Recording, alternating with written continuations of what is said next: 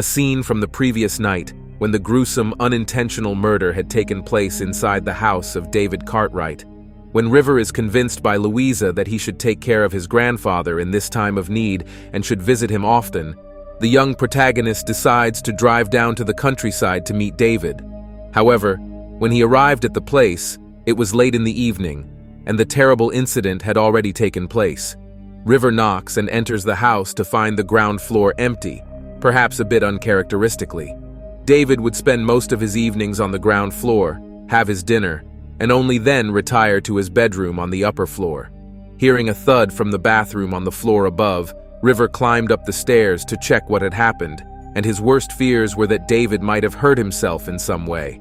But when River entered the bathroom, he was shocked to see a mournful and confused David standing beside the dead body of a young man, with blood spattered all over the walls and the floor. Still believing that he had accidentally killed his grandson, David was cautious about the new intruder in his house, so he naturally held him at gunpoint. There was a moment of utter confusion, as River had to try and explain that he was David's real grandson, and that the man lying dead in the bathtub must have been an intruder. The veteran MI5 agent obviously did not believe his words so easily, and River had to answer a question that involved information that only his real grandson would know. When the doubts were cleared, David revealed that he grew suspicious of the imposter when he first rushed to the bathroom without properly meeting him, and then also when he called David Gramps, which was not a term that River used. Although the situation had not turned out to be as bad as it had seemed, it was still not clear as to who had broken into the house and why they wanted to kill David Cartwright. River swiftly went through the pockets of the dead man and found a strip of diazepam tablets, which made it clear that the man was planning to drug David with them.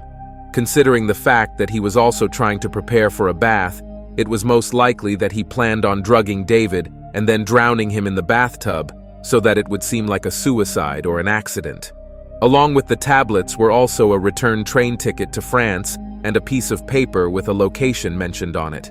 A particular café, named Le Blanc Russe, in the small French town of Lavande, had been named on the piece of paper, making it appear as if the man was supposed to return to this very location after his work in England was done. Finally, River also found a passport on the dead man's body, and it was in the name of a certain Adam Lockhead, which finally confirmed the identity of the man who had come to kill David. But why somebody would send a hired hitman, if Lockhead was so, to kill David Cartwright in such a planned manner remained a mystery, which River knew only his grandfather could solve. Therefore, he started questioning David about the town of Lavande, or whether he had known Lockhead, but he could not get anything out of him. Although David said that none of the names were familiar to him, he seemed to act forgetful and panicked at the moment, almost as if he were hiding some serious and scandalous information. With no other option, River quickly decided that he had to protect his grandfather from the legal consequences of his actions, and the only way to do so was to fake his own death. David Cartwright mistakenly killing his own grandson because of his developing dementia would not create as much buzz among the authorities as the news of the veteran agent killing an assassin at his house would. Therefore, River used his grandfather's gun to shoot Lockhead once again, this time to intentionally blow off his face and ensure that the body could not be identified so easily. Next, he placed his own phone and wallet on the body and took everything else on it. He then drove David to Catherine's apartment, knowing that she would help him in this situation and shelter his grandfather, and then left for an urgent trip to France. When Jackson Lamb reaches Catherine's apartment the next morning, he figures out this whole chain of events and then tries to find out where River has gone. Catherine had obviously snooped through the young agent's pockets and found the information about the cafe in Lavande. When she tells Lamb all of this, he tries to fish out information regarding the same from David, but the latter once again seems to be acting lost and forgetful. Lamb returns to Slough House and discusses the situation with the other agents and stresses the need to find River, as he is out on a field mission without having told anyone about it. In this context, Lamb's urgency in trying to find River might also seem slightly suspicious, as he had never shown such concern for his agents before in Slow Horses. This week's episode also reveals more information about the main perpetrator to be identified so far in the London bombings, Robert Winters, and what is found is absolutely shocking. when a video was uploaded online in which a man named Robert Winters spoke of his plan to bomb the West Acres shopping mall, and when the MI5 found out that the same identity had been used to rent the car used in the bombing, they found a clear link. Next, they sent a team to investigate Winters' apartment, from where the video had been uploaded, but the mission went horribly wrong as the apartment had been booby-trapped with more explosives. Therefore, more information about Robert Winters needed to be found quickly, and one of Diana Taverner's employees eventually came to the rescue. A young woman named Giti Rahman had been assessing the passport of Winters found at his apartment, and she had found something very strange about the supposed perpetrator. According to the passport records, Winters had recently come over to England from France, which was his supposed nation of residence, and this was also confirmed by his proof of existence on every legitimate website. Based on his credit card number, bank transactions, insurance number, and so on, Winters was officially a French citizen, and his passport had been renewed by the French authorities several times as well. However, Rahman found a strange discrepancy amidst all of this, as she realized that according to the British authorities, Robert Winters' passport was first issued by the British government. This unusual situation of one citizen being officially claimed by two nations, and that too, the prime suspect in a series of terrorist attacks, immediately alarms Diana Taverner, although she does not say anything to the subordinate. Instead, Diana arranges for Rahman to be removed from the MI5 office by telling her that she must carry out the investigation in utmost secrecy and therefore at the house of the New Dogs leader, Emma Flight. When Diana is finally done removing Winters from the database, she informs Rahman that there had been a mistake in the system, and the employee is finally freed from her disguised captivity. In reality, Robert Winters had been a false identity created by the MI5, possibly as a sleeper agent to be placed in the French countryside.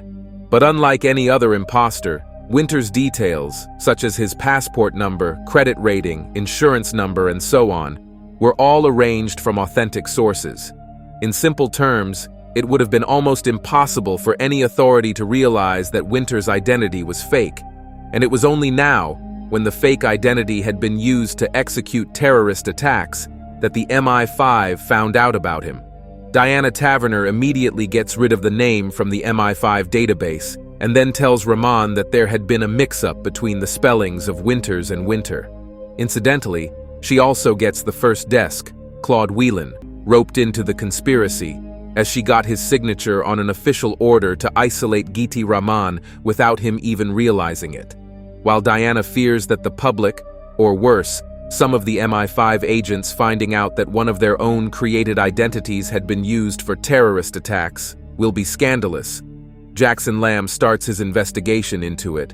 Lamb suspects that there is a connection between the bombings and the disappearance of River, but he is currently more interested in the latter.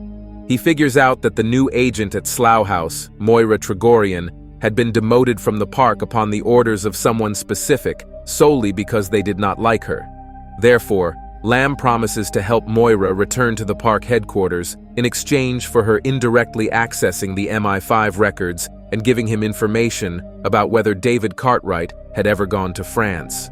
As of now, it seems like David is a clear connection between the two incidents, and based on how he is being secretive about his history with France, it seems likely that he knew a lot about the fake identity of Robert Winters. River's long taxi ride through the French countryside finally comes to an end when he arrives at the small town of Lavande. The residents are seemingly very cold towards him, probably because he is a British man on French soil, but River is able to find the cafe mentioned on the piece of paper, Le Blanc Russe. Here, he asks around for a man who looked like him, since Adam Lockhead, or the man carrying Lockhead's passport, did bear a strong resemblance with River. The barista points him towards a nearby place called Les Arbres, where Lockhead supposedly used to stay. Incidentally, a man is seen driving in front of the cafe and reporting to someone over the phone about River's arrival at Lavande. From then on, the man follows River and eventually seems to come to his rescue too. When River reaches an old abandoned mansion at Les Arbres and navigates through its rooms, he finds a photograph of the man who claimed himself to be Robert Winters in the online video. This confirms that the two matters are indeed linked with each other. But before River can do anything else, he is attacked by a man who had also set fire to the house. He is eventually saved by the man who has been following him in a car, and as he drags River into his vehicle, he knocks him unconscious. It is not exactly clear whether River is completely out of danger, as he seems to have been taken hostage at the end of the episode. Back in England, though, another man is seen talking to the police in front of David Cartwright's house. This man then informs someone else about the fact that David had survived the assassination attempt and that the hitman himself had probably been killed. Whoever is on the other side of this call seems to be the main mastermind behind this plan, and he states that River had possibly returned to France with Lockheed's passport, which is indeed the case. At this moment in Slow Horses Season 4, we need to wait for more information to understand what conspiracy is being planned, and the upcoming episodes will surely be as thrilling as the first two.